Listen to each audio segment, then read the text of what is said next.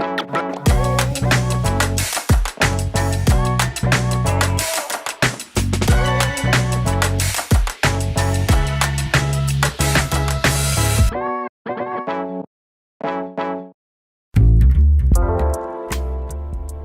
ভিডিওতে আমরা জানব হাইব্রিড গাড়ির কি কি বৈশিষ্ট্য আছে।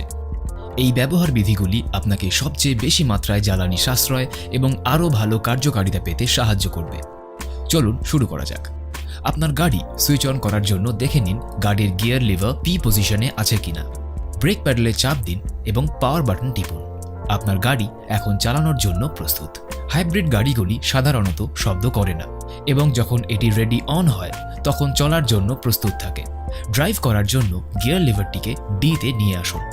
সাধারণ অবস্থায় যেমন শহরে বা সোজা হাইওয়েতে ভ্রমণের জন্য সব সময় ডি ব্যবহার করুন।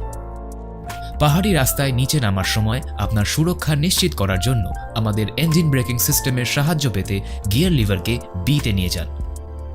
অস্থায়ীভাবে গাড়ি দাঁড় করানোর জন্য সব সময় এন এর পরিবর্তে গিয়ার পজিশন পিতে রাখুন। যেমন ট্রাফিক সিগন্যালে অনেকক্ষণ দাঁড়াতে হচ্ছে এরকম পরিস্থিতিতে।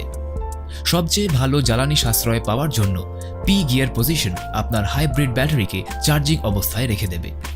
এন গিয়ার পজিশন প্রয়োজন শুধুমাত্র টোয়িং বা আপনার গাড়িকে ঠেলার জন্য। আইডলিং অবস্থায় বেশিক্ষণের জন্য যখন আপনি পি এর জায়গায় এন গিয়ার পজিশন ব্যবহার করেন, আপনার এমআইডি গিয়ার পজিশন পিতে সরানোর জন্য একটি বিপ শব্দের সাথে একটি সতর্কীকরণ বার্তা দেখায়।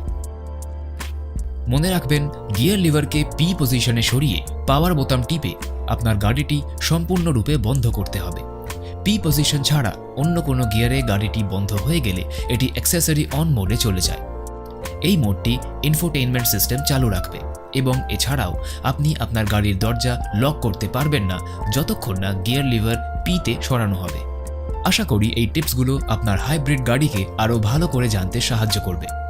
টয়োটার সেলফ চার্জিং হাইব্রিড কার্স এর মনোরম এবং পরিবেশ বান্ধব ড্রাইভিংয়ের অভিজ্ঞতা অর্জন করুন। Happy motoring.